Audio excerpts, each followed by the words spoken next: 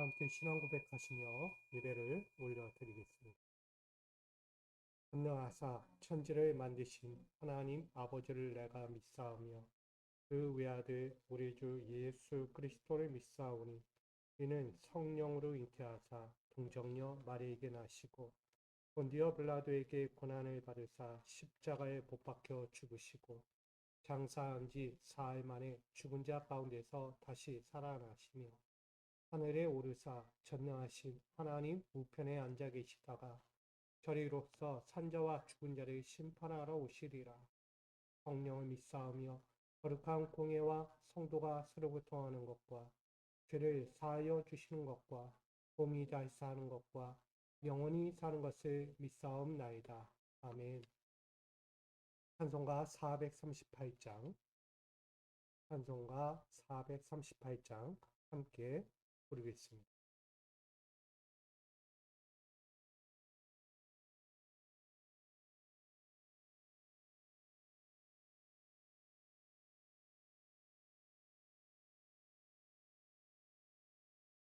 내 영혼이 은총이더 주한테 진 얻고 보니 슬픔 많은 이제 강도 정국으로 아도다 할렐루야 찬양하세 내 모든 죄 사함받고 주의 주와 동행하니 그 어디나 하늘나라 주의 얼굴 뵙기 전에 멀리 되던 하늘나라 내 맘속에 이루어지니 날로 날로 가깝도다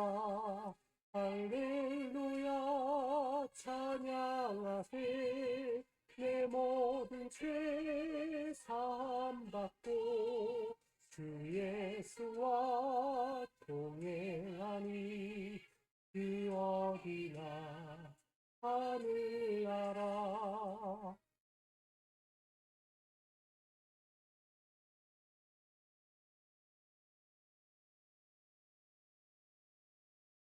높은 산이 거친 들이 저막이나 궁궐이나 내 주 예수 모신 곳이 그 어디나 하늘나라 할렐루야 찬양하세 내 모든 죄 사함받고 주 예수와 동행하니 그 어디나 하늘나라. 아멘. 오늘 이 시간 우리에게 주실 하나님 말씀은 구약성경 시편 103편 1절로 5절입니다. 구약성경 시편 103편 1절로 5절까지의 말씀을 우리가 한 절씩 교독하여 받들어 봉독하겠습니다. 내 영혼아 여호와를 송축하라. 내 속에 있는 것들아 다 그의 거룩한 이름을 송축하라.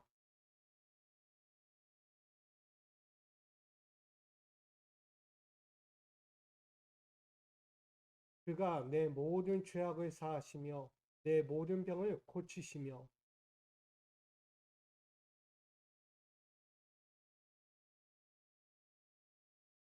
다같이 좋은 것으로 내 소원을 만족하게 하사 내 청춘을 독수리같이 새롭게 하시는도다.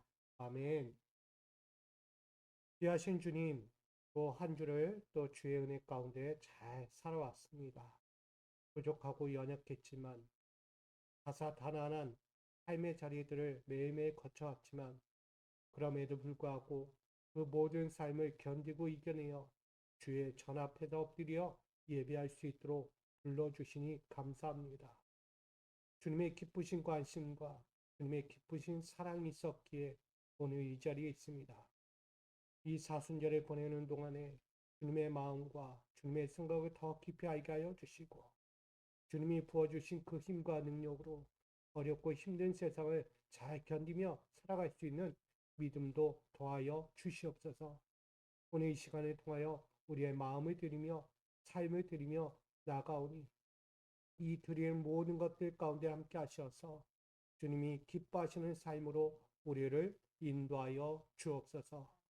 세상에 흩날리는 전쟁의 소리와 아픔의 소리와 걱정과 근심의 소리들이 다 잠재워지고 이제는 주의 영광을 고백하며 주의 이름 여호와를 찬송하고 송축하는 그 이름만 울려 퍼지는 저들의 삶의 자리가 되게 하여 주옵소서.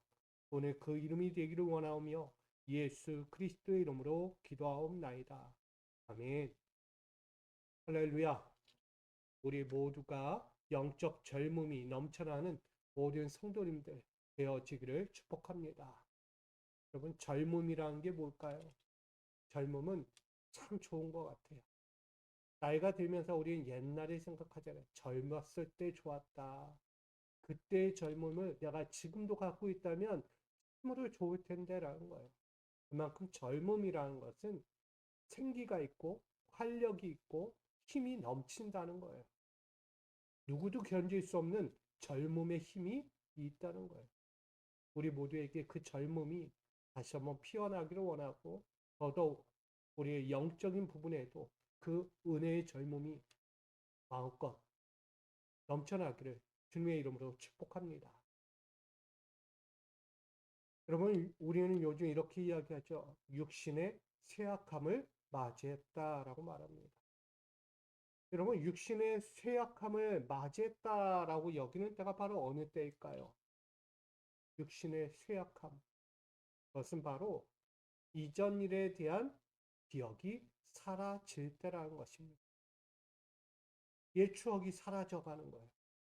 그리고 옛날의 기억이 가물가물하고 더 이상 떠오르지 않는 때. 요즘 말로 하면 치매에 걸린 것과 같아요. 우리 어른들이 제일 많이 걸리는 게 치매예요. 어르신들. 그게 뭐냐면 더 이상 옛일을 기억 못해요. 아니, 앞전 일도 기억 못할 만큼 기억이 사라져 버린 것을 말합니다. 지혜롭고 생기있던 총기가 완전히 흐려진 거예요. 평생 사랑했던 가족들의 이름조차 부르지 못할 만큼 질병, 이 치매에 걸린 것과 같다라고 말합니다. 그것은 육신에 찾아오는 가혹한 슬픈 현실이기도 합니다. 지금 우리가 젊지만 결국 시간이 흐르면 우리도 노쇠화됩니다. 그러면 우리의 기억도 우리의 젊음도 다 하나하나 사라져 버린다는 것이죠. 이게 가혹한 슬픔의 현실이에요.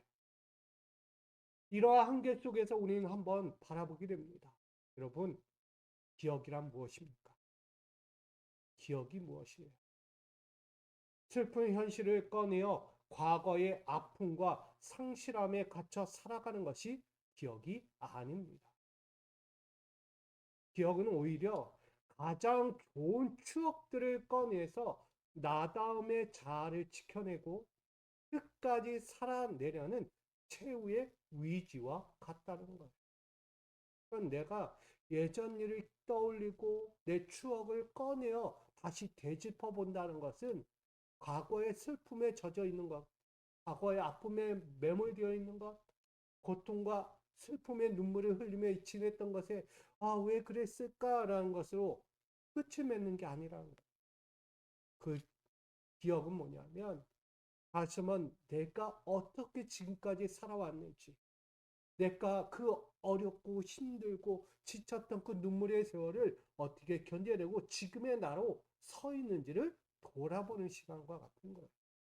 그 기억이라는 것은요, 아픔에 갇힌 게 아니라 또 다른 시작을 위한 최후의 의지와 같다라고 말하는 것입니다. 유진 피터슨의 말에 의하면 이렇게 이야기하고 수 있습니다. 뭐냐면 기억은 죽은 과거를 박제하는 것이 아니라 살아있는 과거를 오늘로 초대하는 행위다라고 말할 수 있습니다. 유진 피터스의 이야기의 원리를 보게 되면 과거 속에 묻히는 우리가 아니다. 그 과거의 것들을 꺼내서 다시 한번 새롭게 앞을 향해 나가는 존재다라는 것. 한마디로 그때가 진짜 내 인생의 전성기였어. 예전에 내가 얼마나 잘 나갔는데. 여러분, 과거의 영광으로 멈춰야 합니까? 또다시 나가야 합니까? 나가야죠. 과거의 영광에 멈춰서는 안 되는 거예요. 그때는 많은 실패를 경험했었어. 무시도 많이 받고 상처도 많이 받았는데 과거의 실패. 근데 그 과거의 실패에 여전히 멈춰 있습니까? 아니면 그 과거의 실패를 디딤돌 삼아서 다시 이겨내려고 실패를 다시 경험하지 않으려고 또 다른 도약을 하고 계십니다. 여러분 실패에 멈춰서는 안 되죠. 과거는 실패일지 몰라도 지금과 앞으로는 성공이 되어야 하는 것이 아니겠습니까? 그래서 우리에게 반대로 이야기하는 거예요. 그때 잘된 일, 그때의 실패의 경험들이 지금의 나를 만들었어 라는 거예요. 뭐냐면 성장의 기억을 하는 거예요. 성장의 기억. 과거의 영광과 과거의 실패로 멈춰서 있는 게 아니라 지금의 나와 앞으로의 나를 바라보면서 성장하고 있구나. 꺼내는 거예요. 기억은. 그때의 모든 것들을 꺼내서 앞으로 내가 어떻게 세워져 가고 어떻게 승리하고 어떻게 이겨나갈 수 있는지를 다시 한번 꺼내는 기억과 같은 거예요. 이것이 바로 유진 피터스가 말하고 싶은 기억의 에너지입니다. 단순히 과거를 돌아보는 기억이 아니라 오늘 다시 힘차게 나아갈 동력의 기억으로 바라본다는 것입니다. 오늘 미소가족 여러분, 과거의 기억이 현재의 나를 붙잡고 있는 족쇄가 되고 있습니까? 꽁꽁 묶여가지고 아무것도 할 수 없는 존재처럼 내 몸을 휘어감고 있는 족쇄인지, 아니면 과거를 넘어 다시 오늘을 살아갈 능력이 되고 있는지 깊이 돌아봐야 될 것이라고 생각합니다. 자신의 모든 것을 돌아봐야 돼요. 다시 한번 새롭게 살아갈 능력이 되고 있는지. 그런 의미에서 오늘 본문을 좀 바라보고자 합니다. 시편 103편 1절로 5절 말씀은 강인함으로 새로워지는 기억에 대해서 전하고 있습니다. 어떻게 세워져 가는 기억이냐? 강인하게 세워지는 거예요. 기억은 해해지고 절망으로 연약하게 만드는 게 아니에요. 기억은 나를 새롭게 하는 거예요. 어떻게 더 강하게. 꼭 기억하시기 바랍니다. 옛날의 나의 기억은 강인해지는 거예요. 오늘 나오는 이 시편의 저자인 다윗은요, 자신의 삶을 회고하는 순간을 돌아보고 있습니다. 그것도 노년의 때예요. 나이가 다 들었어요. 옛 추억이 더 이상 보여지지 않고 기억도 되지 않는 나이에 서두에 이야기했듯이 가물가물한 거예요, 이제. 그런 다윗이 지난 날의 기억을 하나하나 떠올리며 감사의 찬양을 올리고 있다는 것입니다. 그는 이런 생각을 했어요. 내가 왕으로 세워지기 전 사울 왕에게 사울의 칼끝에 늘 쫓기고 도망가는 신세였어. 다윗이 먼저 생각한 게 뭐냐면 지난날 자신이 왕이 되기 이전에 왕의 후계자로 기름 붓기 이전에 사울 왕 자신의 장인어른에게 쫓겨가는 인생. 사울이 칼끝을 들고 자신을 죽이려 다 찾아올 때, 쫓아올 때 그는 쫓기는 신세, 도망가는 신세였다는 것을 한번 떠올리게 된 거예요. 그리고 그가 왕으로 세워진 후에 일어났던 사건들, 그것은 바로 간음 사건, 그리고 살인 사건, 살인 교사, 뭐냐면 바세바의 사건이었어요. 남의 여인을 취하고, 그것도 모자라 남의 여인을 취하기 위해서 그의 여인의 남편을 전쟁터로 몰아넣어 죽게 만드는 살인 교사까지 해놓은 거예요. 그게 다윗이에요. 그래서 그는 나단 선지자에게 책망의 신세가 된 거예요. 하나님께 책망의 대상이 된 거죠. 그러니까 지난날 자신이 행한 바세바 사건을 떠올리면서, 그래, 내가 그런 일도 범했지. 내가 그로 인해서 하나님께 책망을 받았어. 왕이었는데. 그리고 왕권의 말미에는 자신의 신하와 아들 압살롬에게 또다시 왕권의 명예를 잃어버리고 기운의 주인공처럼 또다시 도망치던 신세가 되었던 때를 또 회고해 보는 거예요. 다윗은 이렇게 기억을 떠올립니다. 오늘 103편은요, 그런 기억들을 떠올리고 있어요. 왕이 되기 전 사울의 칼 끝에 도망쳤고, 왕이 돼서는 왕의 왕권을 가지고 백성을 돌아봐야 할 이가 자신의 욕망을 채우려 했던 바세바의 사건을 보게 되고, 나아가 자신의 아들을 신앙적으로 믿음으로 자신의 자리에 세우지 못한 것, 그렇게 훈련하지 못한 압살롬에 의해 또다시 그런 비운의 사건들을 맞이했던 것, 이런 기억들을 하나하나 다윗은 꺼내어 봤다는 것입니다. 근데 이런 순간에도 다윗은 모든 순간 가운데 어떤 일이 있었냐? 바로 하나님을 떠올리고, 그 모든 순간 가운데 하나님은 나에게 어떻게 하셨는가? 그게 바로 추억이고 기억이었어요. 앞서 이야기했죠? 기억의 에너지라고 얘기해요. 정말 비참하고 아무것도 할 수 없고 일어설 수 없는 그 순간에 그는 기억의 에너지를 꺼냈습니다. 바로 하나님이라는 기억의 에너지. 그런 순간에 그 하나님이 어떻게 자신에게 했는가? 첫 번째는 용서의 기억이 떠올랐다는 거예요. 오늘 3절의 말씀을 보면 내 모든 죄악을 사하시며 라고 말합니다. 하셀 레아으라고 해서 용서하다, 사면하다라는 의미를 갖고 있습니다. 다름하여 다윗은 용서받을 수 없는 깊은 어둠의 죄책감에 빠져 있었어요.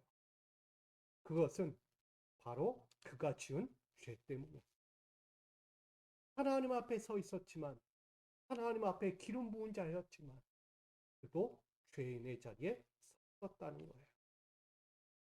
그렇게 죄를 가진 자가 되니 깊은 어둠의 굴레에 빠져버렸어요. 벗어날 수가 없는 거예요. 그 죄에서 자유할 수가 없는 거예요. 그 죄라는 올무에 죄책감의 촉새가 그를 쥐어잡고 있던 거예요. 그랬던 그에게 하나님은 그의 죄를 완전히 또한 일방적으로 사하여 주셨다는 거예요. 용서하셨다는 거예요. 다윗에게는요, 죄의 기억보다 더 크게 남았던 것이 뭘까요? 바로 용서의 기억이었다는 것입니다. 이게 바로 3절의 말씀. 내 죄를 사하여 주셨다. 여러분, 과거 우리는 부모님께 큰 불충을 저지른 죄가 있어요. 또한 직장이나 공동체에서 정직하지 못한 선택으로 남에게 피해를 줬던 죄도 있습니다. 그리고 수년간 기억의 감옥 속에 갇혔어. 아, 그때 난 그랬는데. 내가 부모님께 불충을 저질렀는데.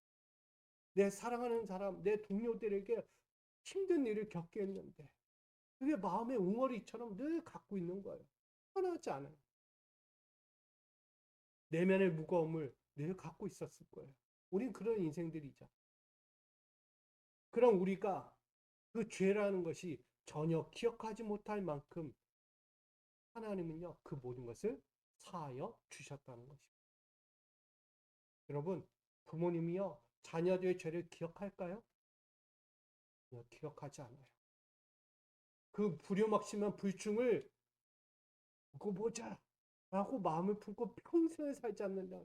다 하나하나 버려왔어요. 내 자녀의 불충을 버린 부모님이세요. 기억하지 않는다는 거예요.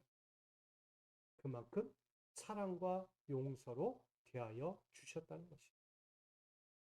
하나님도요, 그런 마음으로 다윗에게 다가오셨다는 것입니다.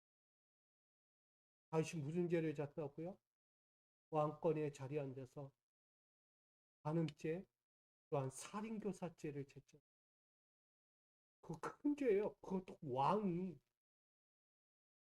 여러분, 그 죄를 하나님이 묵과하신 거예요. 어떻게 보면 용서하셨다는 거예요. 더 이상 묻지 않겠다. 왜?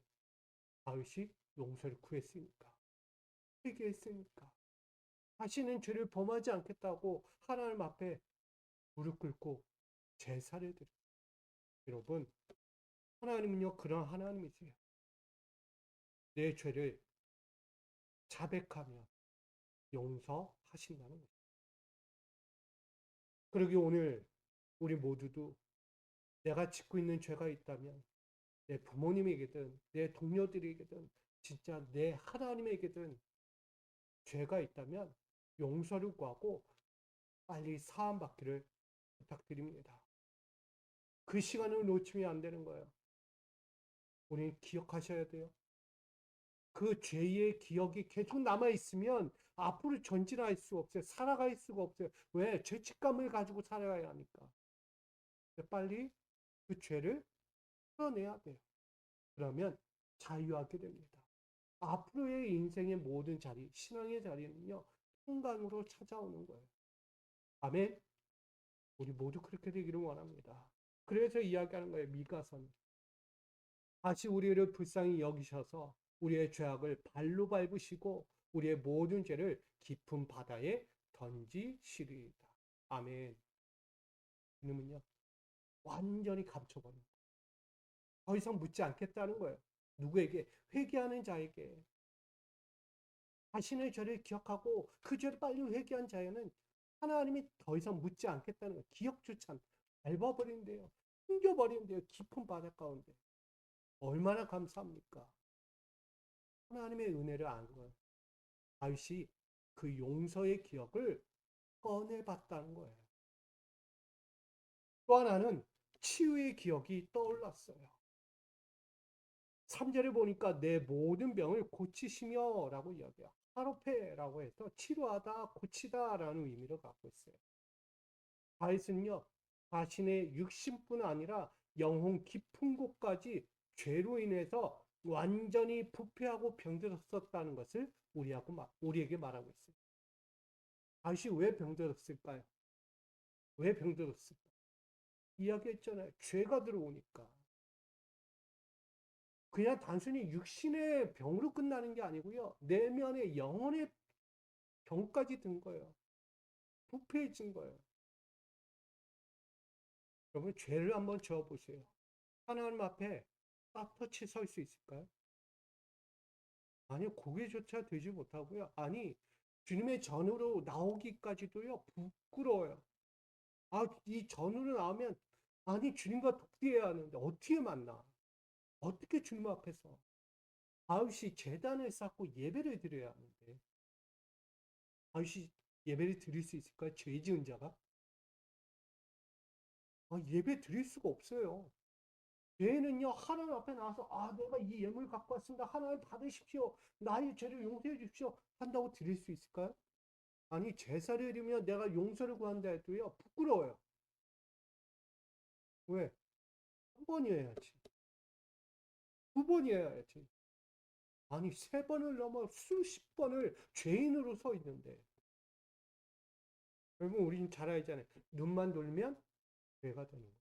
입만 열면 죄가 돼요. 내 손과 발은요, 늘 죄인의 자리에 서 있어요. 무엇하나 바뀔 게 없는 자리. 수백 번 하나님께 나와서 회개하고 눈물을 쏟고 내 심정을 끊어내듯 기도했지만 또다시 나는 그 자리 그대로 그 모습대로 있다는 거예요. 여러분, 우리는 완전히 부패해버렸어요. 병들어버렸다는 거예요. 다윗이 그런 모습인 거예요. 근데 하나님은요, 그 다윗을 정죄하지 않아요. 오히려 사랑으로 끌어 안으십니다. 다시 품어주셨어요. 그리고 그 영혼에 지금 병들어 버렸잖아요. 육적인 병이 아니라 영적으로 병들은 그 다윗에게요. 다시 한번 생명력을 불어 넣으셨다. 회복하여 주셨다는 거예요. 뭐로? 용서하십니다. 그게 바로 치유입니다. 하나님의 용서가 확정되는 게 치유예요, 여러분.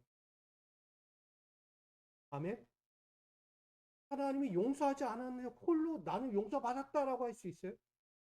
아니, 아무도 그런 말을 할 수 없어요. 하나님이 용서하셨다라는 메시지가 들려와야 되는 거예요, 나에게. 주님의 음성이 들려야 되는 거예요. 내가 너를 용서하노라, 사하노라. 여러분, 그게 우리의 영혼을 살리는 생명과 같은 거예요. 근데 다윗에게요, 그렇게 하신 거예요.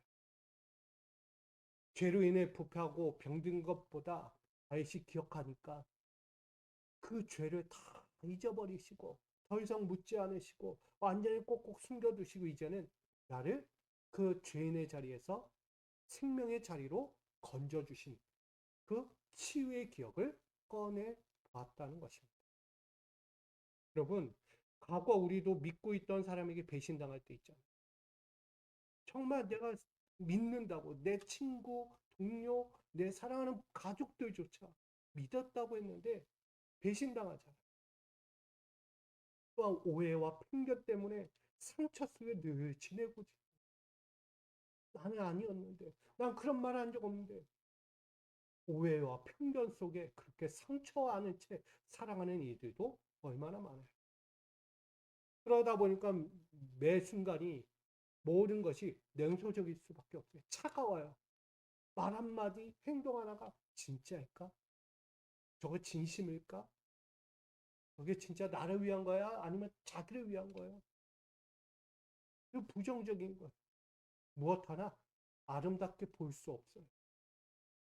결국은 아픔과 상처의 기억으로 늘 갇혀 지내던 무거운 짐들이 우리 안에 있었다는 것을 보여줍니다.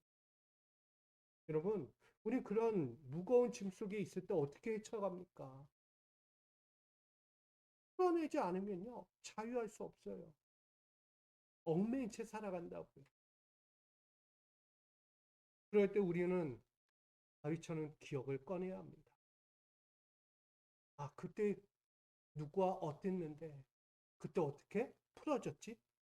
어떻게 내가 그 순간을 이겨냈고 지금의 나로 와 있을까? 그 관계가 깨지지 않고 여전히 함께 할 수 있는 아름다운 관계, 정말 축복할 수 있는 관계로 됐지? 돌아봤더니 하나님의 만져주심이 있었다. 여러분, 오늘 우리가요, 하나님께 배신하잖아요. 하나님께 오해하고 편견을 갖고 있잖아요. 근데 하나님이요, 그거 그냥 품어주셨어요. 아니야, 나는. 나는 너희를 그렇게 대하지 않았다는. 우리는 그럴지는 몰라도 하나님은 도리어 우리를 다시 품어주신 그 마음을 기억하고 있는 거예요. 여러분, 하나님은요, 우리가 행한 대로 그 배신과 그 상처와 아픔을 갖고 우리에게 다가오지 않아요. 도리어 사랑으로 품고 자비와 공유를 베풀어 주십니다. 그렇게 우리를 만져주십니다. 다윗은 경험했어요. 자신을 향하여 그렇게 만져주고 품어주고 자신의 눈물이 터져 나올 때 그 눈물조차 닦아주셨던 그 하나님의 추억을 하나하나 꺼내고 있는 거예요.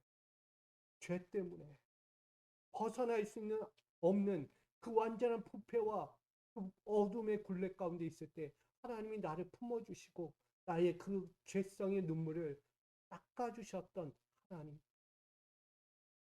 그것을 기억으로 꺼내고 있었다는 거예요. 그러니 이 추억의 치유의 기억은요, 얼마나 위대한 건지, 얼마나 지금의 자신을 세워놓은 노년의 인생이었는지를 알아보게 되는 거예요. 우린 말라기 4장 2절에 보게 됩니다. 내 이름을 경외하는 너희에게는 공의로운 해가 떠올라서 치료하는 광선을 비추리니 너희가 나가서 외양간에서 나온 송아지같이 뛰리라. 아멘. 죄인이요 송아지같이 뛸 수 있어요 없어요? 없어요. 숨어 지내기 바빠요 죄인은. 누가 함께 들킬까? 누가 나를 볼까? 누가 내 마음, 내 생각, 내 행동을 보고 있는 건 아닐까? 염려와 두려움 속에 산다고. 근데 송아지같이 뛴다는 것은 내 죄가 사라졌다는 의미예요. 더 이상 물을 게 없는 거예요 죄에. 깨끗하고 온전한 상태. 그러니 자유하겠죠. 그게 바로 치유예요. 이 치유의 강성은 우리가 많은 병든 자들에게 이야기하듯 말씀을 전하듯 하지만 이 치료의 강성은 바로 그거예요. 내 죄가 사라져가는 치유예요. 더 이상 묻지 않는 치료. 여러분, 하나님의 은혜와 사랑과 긍휼과 자비의 광선이 여러분을 향하여 있기를 축복합니다. 또 하나는 구속의 기억이 그의 다윗에게 떠올랐어요. 4절에 보면 내 생명을 파멸해서 속량하시고 라고 이야기해요. 이 파고엘이라는 속량이 있어요. 속량. 이것을 구속하다, 몸값을 주고 사다라고 이야기합니다. 다윗은요, 타인이 대신 빚, 내가 빌린 것을 갚아야 하는 그런 사람이었어요. 남에게 빚진 자예요. 자신의 추억 속에 떠올려 보니까 기억 속에 옛날에 자신의 다윗 인생을 돌아보니까 빚이 있었어요. 갚아야만 하는 인생이에요. 왜? 죄 때문에. 죄는요, 어디로 가요? 파멸로 가요. 죄의 삭은 사망이라. 파멸로 가는 거예요, 죄는. 생명이 없어요. 거긴 용서도 없어요. 거기는 무조건 죽는 거예요. 다윗은요, 죄로 인해서 죽음의 빛이, 구원의 빛이 그에게 도사리고 있었어요. 먼저는 죽음의 빛이 그에게 있었다는 거예요. 빚진 자예요. 어떤 빛? 죽음을 안고 가는 빛이 있었어요. 그것은 남이 해결해 줄 수 없어요. 언제 어떻게 죽을지 모르는 인생. 아담과 하와도요, 하나님의 명령을 어긴 대가로 죽음이 찾아왔어요. 땅으로 돌아가야 하는 인생이 됐다고요. 그 죽음의 빛을 갖고 아담과 하와도 살았어요. 근데 하나님은 뭐예요? 용서하셨어요. 땅으로 돌아갈지라도 영원히 땅에 거하지 않는 줄. 다시 하나님께로 돌아갈 수 있는 존재가 되게 하죠. 그게 구원이에요. 여러분, 죽음의 파멸의 빛을 가진 사람이 이제는 그 빛에서 벗어나 구원의 빛, 생명의 빛으로 나가게 되었다는 거예요. 뭘 말하냐면 이 죽음의 빛, 파멸의 빛을 가진 다윗에게 하나님은 대신 생명의 값을 치르시고 구원으로 이끄셨다라고 말하는 거예요. 이 구속의 기억은 말고 속량이라고 이야기했잖아요. 대신 값을 치르다예요. 하나님께서 이 다윗이 지었던 모든 죄의 값을 대신 치르셨다라고 말한 거예요. 그러니까 다윗에겐 죄가 있어요, 없어요? 없어요. 더 이상 물을 게 없다고요. 하나님이 대신 값을 치렀으니까. 여러분, 과거 우리가 한번 생각해 볼게요. 과거 학업, 그리고 직장, 사업 등의 실패와 좌절을 맛봤어요. 그리고 예견치 못한 어려운 상황, 정말 건강과 재정의 어려움을 겪을 때도 있었어요. 그런 벼랑 끝에 서잖아요. 근데 그런 벼랑 끝에서 어떻게 여러분 살아나셨어요? 어떻게 지금까지 오셨어요? 여러분, 그런 순간 가운데 있을 때 우리는 늘 이야기하잖아요. 자신을 향해 자학을 해요. 내가 못나서 그렇지. 내가 이런 상황이니까 저들 힘들어진 거야. 나 때문에, 나 때문에. 나 때문에 저들이 힘든 거야. 내 가족, 내 동료들, 내 기업이 힘들어진 거야. 자학을 해. 내가 원흉이라고. 패배의 원흉, 실패의 원흉, 고통의 원흉, 눈물의 원흉이 되어요. 차악을 해버려요. 뭐 하는 거예요? 파멸의 감옥 속에 갇혀. 얼마나 그런 순간 많았어요. 하루하루 지내가는 삶의 자리에서 어떤 사건이 터지면 다 내 탓이야, 내 탓. 제가 제일 많이 겪는 게 뭐냐면, 우리 할머니들, 어르신들이 제일 많이 하는 게 뭐예요? 다 내 탓이라고요. 내가 못나서, 내가 뭐 전생에 죄를 지어서, 이런 얘기 많이 하세요. 자식이 안 되고, 자녀들의 모든 기업이 망하고, 신앙생활 못하고, 방랑하면 다 누구 탓이라고요? 그 어르신들 자기 잘못이라고 이야기해요. 제가 그럴 때 이야기, 우리 권사님 잘못 아니에요. 우리 집사님 잘못 아니에요. 라고 얘기해요. 왜? 타인의 잘못이 자기의 잘못이라고 얘기해요. 달리 이야기하면 신앙생활 제대로 안 가르친 것, 윤리적인 기독교 정신으로, 도덕적인 정신으로 가르치지 못한 것, 그거 죄가 될 수 있죠. 못난 모습이 있을 수 있어요. 그러나 죄는 아니에요. 인간이라면, 지성인이라면 사회적인 법과 질서, 윤리, 도덕은 당연히 지켜야 하는 거예요. 이거 모르는 사람이 있어요? 이거 가르쳐야 합니까? 당연히 지켜야 하는 거죠. 부모에게 효하는 거 당연해야 안 해요. 당연한 거죠. 누가 가르쳐서 하는 게 아니잖아요. 성경이 내 부모를 공경하라 해서 합니까? 아니, 당연히 해야 되는 거니까 하는 거죠. 누가 가르쳐서 합니까? 내 자식 사랑하는 거 당연해야 합니다. 해서예요? 아니죠. 내 자녀를요, 사랑하고 존대해 주는 거 시켜서 하는 거 아니에요. 당연히 해야 되는 거예요. 근데 왜 내 탓이라고 그래? 이건 지성이 있고 인격을 가진 사람이라면 당연히 본인 스스로가 해야 하는 것들이었어요. 남에게 밀 게 아닌 거예요. 근데 우리는 그만큼 남의 잘못도 내가 잘못한 것 마냥 그런 감옥 속에 갇혀서 헤어나오지 못하는 많은 우리들의 모습을 발견하게 됩니다.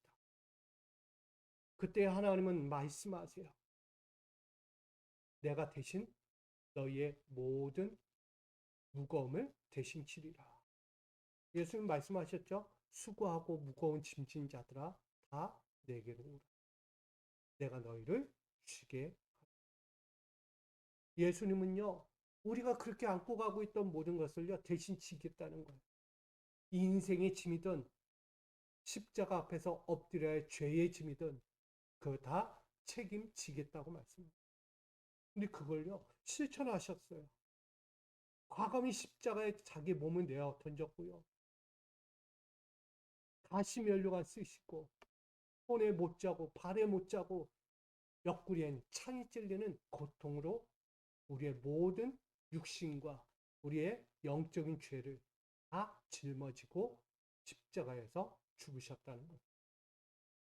이게 바로 생명의 값으로 우리를 대신 치러주신 거예요. 다윗도요 그걸 떠올렸어요. 야, 하나님이 나에게 생명의 값으로 치러주지 않았다면 나는 여전히 지금 어떤 빛? 죽음의 빛을 갖고 살았겠다. 근데 이 죽음의 빛이 더 이상 없어요. 왜? 하나님이 생명의 값으로 다 치렀기 때문에. 그게 용서예요. 이게 바로 구속의 기억이었던 거예요. 그러니 다윗에게는요, 이제 내가 다시는 죄 아래 있지 않고 하나님의 자녀라, 하나님의 아들이라 그렇게 불릴 수 있었다는 것입니다. 소중한 자죠. 사랑의 음성이 늘 그에게 들려옵니다. 로마서 8장 32절은 말이에요. 자기 아들을 아끼지 아니하시고 우리 모든 사람을 위하여 내어 주시니가 어찌 그 아들과 함께 모든 것을 우리에게 주시지 아니하겠느냐. 아멘. 하나님뿐 아니라 그의 독생자 아들 예수도요. 아낌없이 줬다는 거예요. 누구를 위해? 우리를 위해. 기억하셔야 돼요. 구속의 기억을 잊어서는 안 되는 거예요. 다윗은 노년의 때 그 구속의 은혜를 기억했어요. 하나님이 나를 사랑하셨어. 나를 용서해 주셨어. 내 죄로 인해서 얽매여 살아갈 때 정말 평생도록 그렇게 살아갈 수 있었잖아요. 자신이 지은 죄 때문에. 근데 그것을 가감해 주셨죠. 여러분, 그 하나님의 구속의 은혜를 다윗은 잊지 않았다는 것입니다. 마지막으로 그가 또 하나 기억했던 것은 영광스러운 회복의 기억을 떠올렸다는 거예요. 사전의 말씀을 보면 인자와 긍휼로 관을 씌우시며 하메야 트레키라고 이야기해요. 뭐냐면 왕관을 씌우다, 둘러싸다라고 말합니다. 본래 다윗은 왕관을 쓸 자격이 있었을까요? 없었어요. 그가 지은 죄 때문에. 이야기했잖아요. 남의 여인을 취하는 간음죄와 살인교사로 죽여버렸어요. 살인죄를 저지른. 지금도요, 차명에 처하기 바빠요, 지금. 정말 자격도 없고요, 수치스러운 왕이었어요. 아니, 왕이라고 부르면 안 돼요. 그냥 왕권의 자리에 내려보내야 되는 자. 다윗은. 이걸 왕의 실수? 실수라고 할까요? 실수가 아니죠. 심판받아야 할 중범죄예요, 중범죄. 근데 그런 다윗을요, 하나님이 어떻게 하셨어요? 다시 그의 왕권과 명예, 그의 가정과 그의 영혼의 무너진 자리를 다시 세워 주셨다는 거예요. 쫓겨날 만하잖아요, 왕권의 자리. 야, 어찌 왕이 저런 못된 짓을 하냐? 우리 같으면 데모할 거예요. 내려와라, 내려와라. 파면하라, 파면하라. 누가 그렇게 해요? 여러분, 다윗은요, 그런 자리에 있었어요. 그냥 알아서 내려와야 되는 자리. 근데 하나님은 그런 다윗의 왕권을 그대로 놔두셨어요.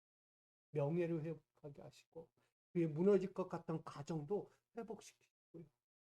다시 한번 그의 영혼마저 하나님이 다시 만져주시는 그런 놀라운 회복을 얻게 되었습니다. 존귀한 신분으로 복권된 거예요. 존귀한 신분. 여러분, 하나님의 변함없는 사랑을 보게 되는 거예요. 다윗에게는요, 뭘 보냐? 죄로 인해서 무너진 명예였어요. 죄로 인해서 무너진 가정이 되었고요. 죄로 인해서 그 내면보다 더 크게 아픈 영혼의 상처가 찾아왔어요. 어둠의 굴레. 근데 그 모든 것을요, 그보다 더 큰 하나님이 영광스러운 회복의 기억으로 그를 남겨주셨다는 거예요. 그럼 모든 걸 떠올려 보니까 하나님은 지금 내 왕권의 자리, 지금 노년의 왕권의 말미에 여전히 그가 왕권의 자리에 앉아있는 자신을 보면서, 야, 하나님이 나를 살리셨구나. 하나님이 나를 용서하셔서 이 부끄럽고 수치많은 왕을 끌어안아 주시고 보듬어 주셨고, 하나님의 은혜를 감히 기억하며 감사하고 있었다는 것입니다. 여러분, 우리도요, 과거 중대한 실수하잖아요. 큰 직장에서든 어느 공동체 안에서든 실수하면 어때요? 그 자리에서 내려가는 거예요. 직장에서는요, 징계를 받아요. 정직이라는 거. 그 자리에서 멈춰 서는 거예요. 아무 일도 못해요. B급 의미가 없어요. 멈춰 서는 거예요. 그래서 책임지고 그 직책에서 물러나야 하는 사람도 있었어요. 그때 어떤 마음 가져요? 수치와 모멸 같잖아요. 내가 누군데, 내가 옛날에 어떻게 있었는데, 내가 여기까지 어떻게 왔는데, 이 자리까지. 근데요, 내려가는 그 순간 수치와 모멸감이 가요. 그 자리가 먼 이야기가 되는 거예요. 결국 자존감의 감옥에 갇혀. 여러분, 우리가 그런 때가 가끔 있잖아요.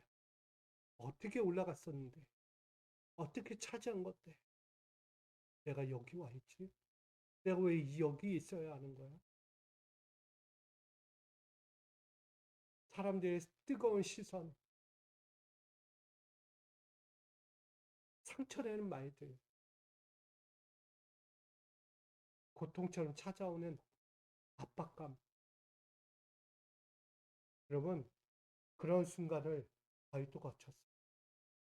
근데 그런 순간에 자존감이 무너지는 그 순간에 내가 왕이었는데, 내가 기름 부은 왕이었는데, 하나님이 인정하셨던 왕이었는데 내가 지금 무엇하고 있는가? 그런 순간에 하나님이 또 한번 그에게 찾아오시는 거예요.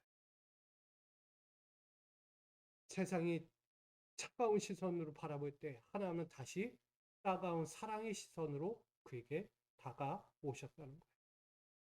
그 실패와 경험을 하나님은 도리어 비슷한 아픔을 겪고 있는 사람들을 향해 눈을 돌리게 하셨어요.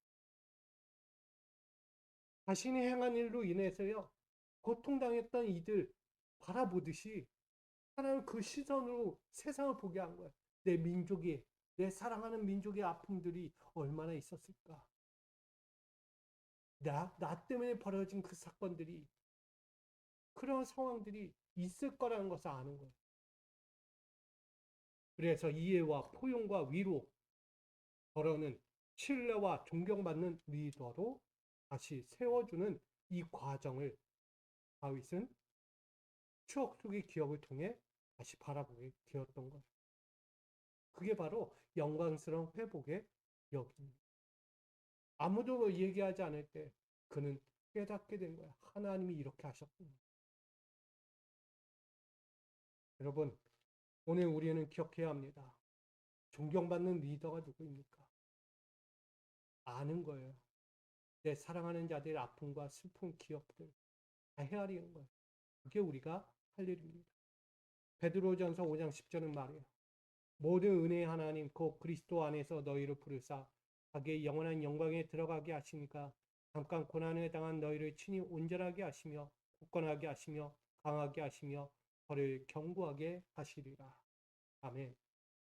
하나님은요, 우리의 무너진 자리 가운데 다시 무엇하기 원하냐? 영광스러운 회복을 이루시기를 원하는 거예요. 여러분, 터가 있잖아요. 굳건해야죠. 강해야죠. 그 견고해야 되는 거예요. 흔들려서는 안 되는 거예요. 이처럼 다윗은요, 용서와 치유와 구속과 회복의 기억을 영적 징검다리로 삼았습니다. 과거에 머물지 않고요, 오히려 오늘을 살아내고 있었다는 것을 그는 다윗은 고백하고 있는 것입니다. 그래서 이야기하는 거야. 내 영혼아 여호와를 송축하라라고 고백하고 있는 것입니다. 다윗이 과거에 머물러 있었다면 송축하라는 이야기가 나오지 않아요. 난 그랬었는데. 아니요. 하나님은 그에게 가르쳐 보여주신 용서와 치유와 구속과 회복의 기억으로 남겨두셔서 지금의 다윗, 그 노년의 때에도 지금 아직도 여전히 그 자리에 하나님이 그를 세워주고 있는 은혜를 고백하게 된 거예요. 그러니 여호와를 송축하라라고 고백한 거죠. 사랑하는 우리 미소가족 여러분, 지금도 여러분의 삶을 가장 어둡고 무겁게 만드는 과거의 족쇄는 무엇입니까? 죄의 기억입니까? 아니면 상처의 기억입니까? 아니면 실패의 기억입니까? 이제 기억하십시오. 하나님은 우리의 과거를 후회의 기억으로 남겨두기를 원하지 않으십니다. 오직 강인함으로 새로워지는 기억만으로 남겨지기를 원하고 계십니다. 이제 우리에게 말하는 거예요. 죄가 떠오를 때 용서의 기억을 하십시오. 상처가 고개를 들 때 치유의 기억을 떠오르십시오. 실패가 앞을 막으는 실패가 떠오를 때 다시 한번 구속의 기억을 떠올리십시오. 피가 몰려올 때 나를 회복하신 기억을 떠올리시기를 부탁드립니다. 그리하여 과거 속에 낡고 무거웠던 족쇄들을 하나님의 은혜 아래 모두 삭제하고 그 비어진 자리에 다시 과거와 지금 그리고 앞으로도 신실하게 일하시는 하나님의 영적 젊음의 은총 에너지로 다시 새롭게 힘있게 채워 날아가는 저와 여러분 되기를 소망합니다. 오늘 이것이 오늘 우리 마음판에 깊이 새겨질 때 5절의 말씀처럼 우리에게 들려지게 되는 것입니다. 같이 읽겠습니다. 좋은 것으로 내 소원을 만족하게 하사 내 청춘을 독수리같이 새롭게 하시는 도다. 아멘. 이 말씀처럼 하나님은 가장 좋은 것으로 우리의 영혼을 만족하게 하실 거예요. 그리고 지치고 상한 청춘조차 독수리 같은 젊음의 은총 에너지로 우리를 새롭게 하실 것입니다. 무엇할 때? 기억의 에너지를 꺼내는 거예요. 하나님의 일하셨던 그 신실함의 에너지를 우리가 떠올리고 떠올려서 다시 한번 새롭게 나아가는 것입니다.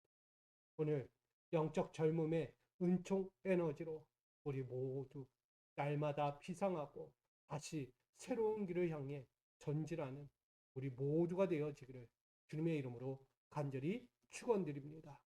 아멘. 사랑과 은혜 하나님, 우리에게 주어진 영적 젊음의 에너지를 다시 세워갑니다. 내가 하지 않는 것, 오직 주님이 하시는 그 놀라움의 자리 앞에 엎드려 나갑니다. 우리를 붙들어 주시고 다시 한번 주님이 주신 그 영광스러운 삶을 오늘도 살아가기 원하오니 인도하여 주시옵소서. 과거의 족쇄를 끊게 하시고 과거의 영광에 멈추지 않게 하시고 이제는 은혜 아래 멈추어 주의 영원한 은총의 기억으로 제 삶으로 독수리같이 나아가는 우리 모든 성도들 되게 하여 주시옵소서. 우리 모두의 삶이 되기를 원하며 예수 그리스도의 이름으로 기도합니다. 아멘. 우리 모두 주님의 그 아름다운 기억들을 기억하며 나에게 부어주신 은총의 에너지를 날마다 다시 시작하는 저와 여러분 되기를 소망하며 함께 기도하다 돌아가겠습니다. 아버지 하나님, 오늘 주의 은혜로 살아갑니다. 아버지를 붙들고 살아가는 자리 여기 있습니다. 오늘도 세워진 자리에서 우리의 삶의 자리를 새롭게 하여 주시고 아버지 그 영원한 소망을 가지고 나가게 하여 주옵소서. 과거의 족쇄 가운데 묶여 앞을 보지 못하는 인생이 되지 않게 원합니다. 우리의 기억은 바로 은총의 기억입니다. 아버지 나에게 주셨던 그 은혜의 기억들을 떠올리며 다시 힘을 얻기 원합니다. 과거에 머물러 그 아래 어둠의 굴레 가운데 빠져 멈춰선 자가 아니라 나를 새롭게 하사 생명의 영향력으로 생명의 기쁨으로 생명의 기쁨을 회복하여 나가는 자가 되게 하여 주옵소서. 나의 무너진 영적 신분과 가치가 회복되게 하여 주옵소서. 바로 십자가의 값을 치르시며 나를 존귀한 영광으로 다시 세워주신 주님을 오늘 바라봅니다. 오늘 십자가의 존귀한 영광 앞에 우리 살게 하여 주옵소서. 오늘 나의 눈물과 나의 신앙이 주 앞에 섭니다. 오늘도 엎드려 나가는 자들, 오늘도 나를 세워주시고 복술이 날개치며 새로워졌던 그 삶의 자리, 바로 은총의 에너지로 다시 피상하게 하여 주옵소서. 오늘도 멈추지 않습니다. 아버지 주님, 아버지 그 은총으로 오늘도 새롭게 나갑니다. 바로 그 기억이 바로 나의 영적인 젊음입니다. 나를 새롭게 하고 과거에 멈추지 않는 또다시 새로워지는 더욱 강성해지는 그 은혜로 오늘도 비상합니다. 아버지 사랑합니다. 우리의 영적인 젊음을 회복하게 하여 주옵소서. 주님 주신 그 은총의 에너지로 그 영적인 젊음을 날마다 주님 만나는 그날까지 살아가게 하여 주시옵소서. 아버지 사랑합니다. 주님 영광받아 주시옵소서. 놀라운 주의 길을 생명으로 살아갈 수 있도록 축복하여 주옵소서. 무너진 삶이 있습니까? 아픔과 절규하는 삶이 있습니까? 상처와 눈물의 삶이 있습니까? 내가 해야 할 일들에 멈춰서서 비판과 정죄의 삶에 멈춰 있습니까? 비난의 자리, 정죄의 자리, 따가운 시선 앞에 멈춰서 있습니까? 아버지 이겨내게 하여 주옵소서. 나를 회복하시고 다시 용서하시는 주 앞에 서기 원합니다. 내 못난 죄를 회개하며 주 앞에서 깨끗이 서기 원합니다. 만져주옵소서. 새롭게 하여 주시옵소서. 주님의 기쁨을, 주님의 소망을 위해 주신 그 영원한 십자가의 은총을 다시 한번 내 에너지로, 믿음의 에너지, 생명의 에너지, 내 삶의 에너지로 삼기 원합니다. 아버지 다시 한번 허락하여 주옵소서. 오늘도 독수리 날개치며 올라가는 그 인생으로 우리를 세워 주시옵소서. 우리 사랑하는 모든 자를 일으켜 주시옵소서. 아버지 믿습니다. 다시 한번 나가는 모든 자리마다 아버지께서 주신 그 놀라운 일들로 살아가는 우리 모두가 되게 하여 주시옵소서. 오늘 엎드린 자리, 가장 아름다운 자리 되게 하여 주시옵소서. 아멘. 주여 사랑합니다. 주의 기쁨, 주의 소망 엎드려 나갑니다. 역사하여 주시옵소서. 아멘. 주님 앞에 하루를 이다 기도로 시작하는 이 아침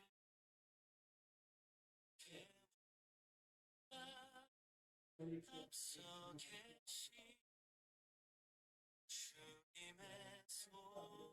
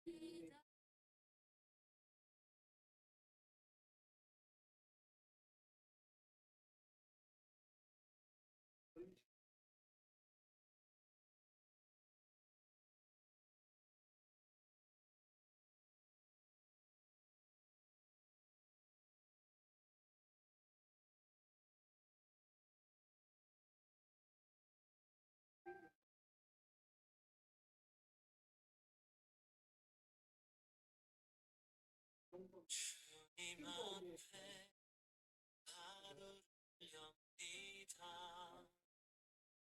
기도로 시작하는 이 아침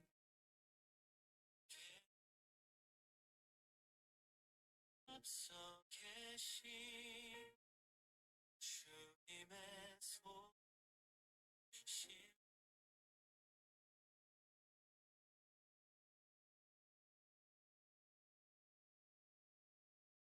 오늘 우리는 영적 젊음의 은총 에너지가 있는가? 영적인 젊음을 가진 자들은 세상을 이기는 과거의 족쇄에 머물지 않고 나를 향해 붙드시는 그 은혜의 충춘을 가지고 살아가는 자가 되죠.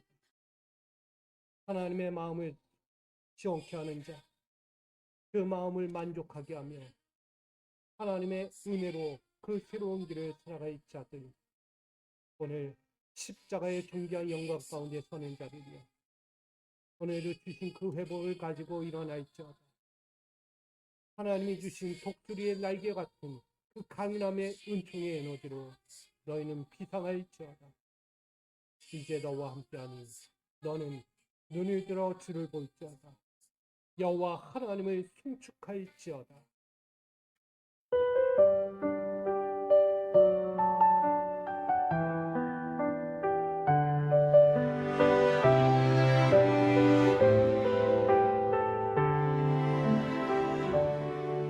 육신은 새하여 기억은 흐려져도 과거의 아픔에 갇히지 않으리.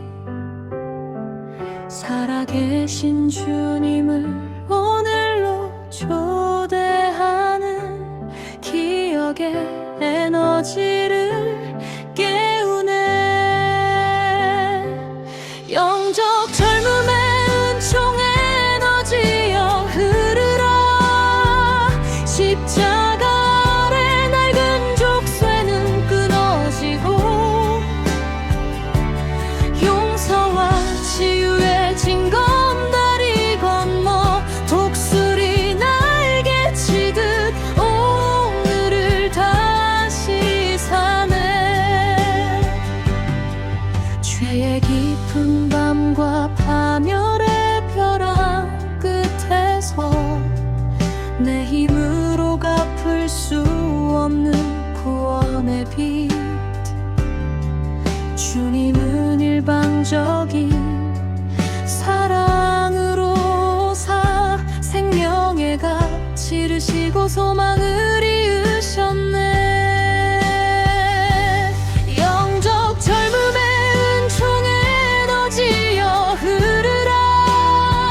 십자가 아래 낡은 족쇄는 끊어지고 주님의 구속과 회복의 징검다리 건너 독수리 날개 치듯 오늘을 다시 사네.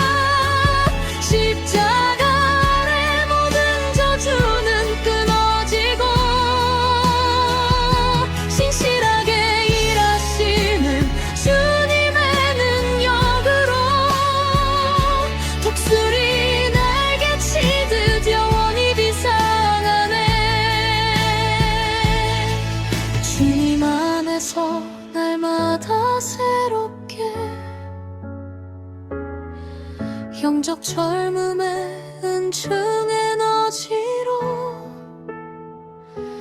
오늘도 비상하리라.